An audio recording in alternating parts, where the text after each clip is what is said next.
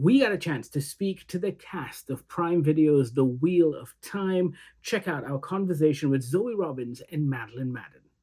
To kick things off, I was wondering if you could talk to me about the big differences between shooting season 1 and season 2, a pandemic aside. I was just talking to Marcus, and I was like, well, in traditional network television, when you get a second season and a third season, everything becomes bigger and they tend to spend a lot more money. And did that feel like it for you as actors? I think with Wheel of Time, the story in the world just continues to expand. So there isn't really any other option to continue to world build. You have to meet new characters. There are specific journeys that characters go on. So that means very different sets, very different locations. So yeah, the wheel keeps weaving and the world just keeps growing. So I imagine that maybe a little bit more money was spent just having to bring those aspects of the story to life. But it's exciting, you know, the world feels so much more expansive. And I think we're all really, really excited for the world to see season 2. There's a big shift. Very cool.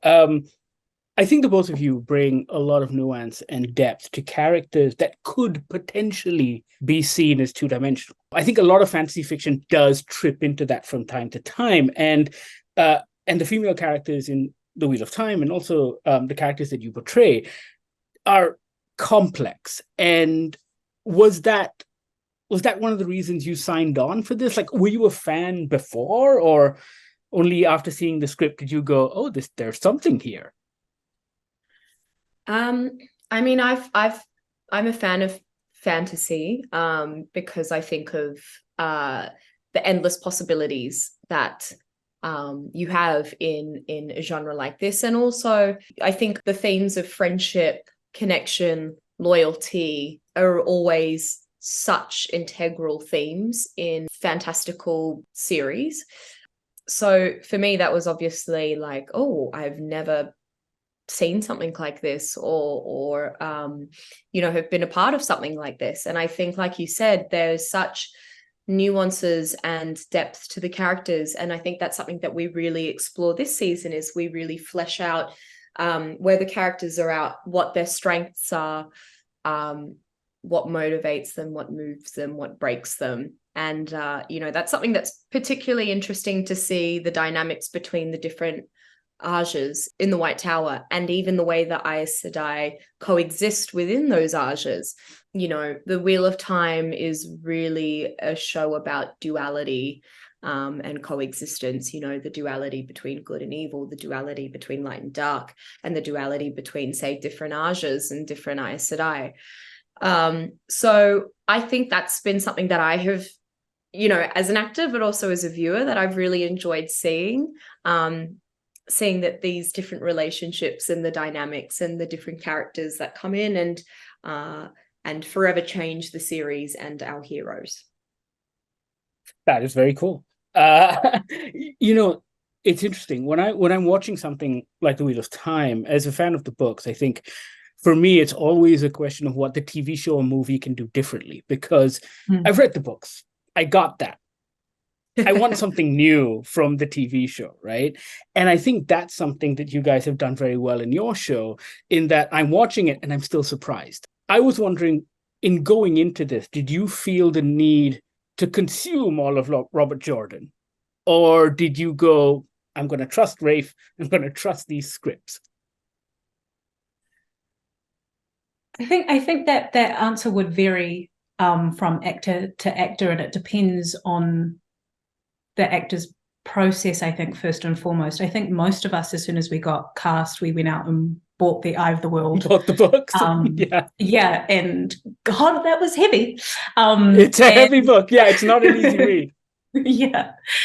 But what's wonderful is that there actually are so many different resources that we can use and rely on. I mean, YouTube has been wonderful. There's a YouTuber that I think a few of us have watched, Daniel Green and the Dusty Wheel, and there's so much out there. And I think it has been quite interesting to not only use Robert Jordan's wonderful works, but also delve into the minds of the fans and the people that have loved these characters in this world for decades before we even knew that it existed. So I think that's also been helpful to get different perspectives, because just kind of circling back to your question before, it is very easy to view some of these characters as two-dimensional or even like one-dimensional.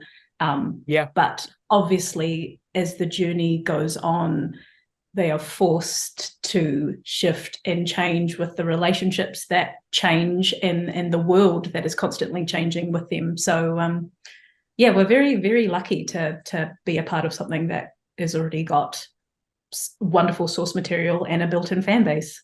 I'll tell you what else is very lucky is that I think your show gives these characters time to breathe.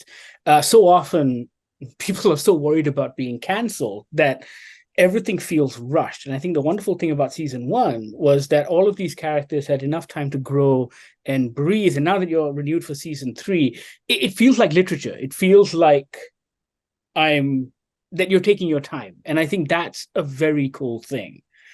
Do you guys feel the same way? Because I guess you get to delve deep into these characters, unlike an ordinary 2-hour movie or even an ordinary season of television, I think. Yeah, absolutely. I think, like, for us, it's and for the audience, we want to empathize with these characters. We want to root for them.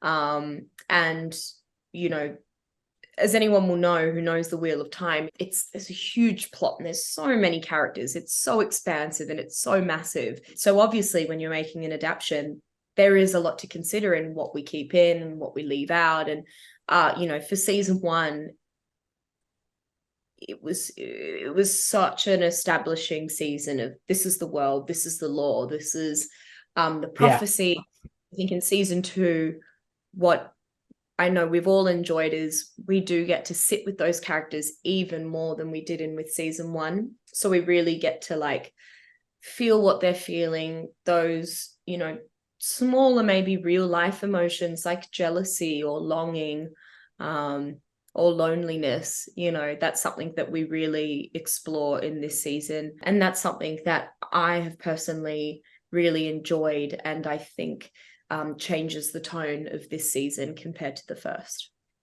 I am totally here for the slow burn. It's what I love most about your show. I think I've got like 30 seconds left, but very quickly, what are you most excited about for people to see in season 2? Like, you had some tremendous set pieces in season 1. There was a whole bunch of physicality that you guys had to do, which was really, really cool. What are you guys excited about in season 2? I think essentially what Maddie just said is the character development. You really do get to sit with these characters and understand their internal monologue and what they're going through and how they feel about the world and each other and their relationships. We get more time to just breathe with them, which I think I love. Yeah, and it's so rare as well. But I'm all out of time. But thank you so much for this, and congratulations on the show. It truly is tremendous. So thank you so much. So nice to talk to you. Cheers. Lovely to meet you. Check out The Wheel of Time on Prime Video. It's a really good show that not enough people are paying attention to. Trust us. Let us know what you think once you've seen it. Sound off in the comments. And thank you so much for watching.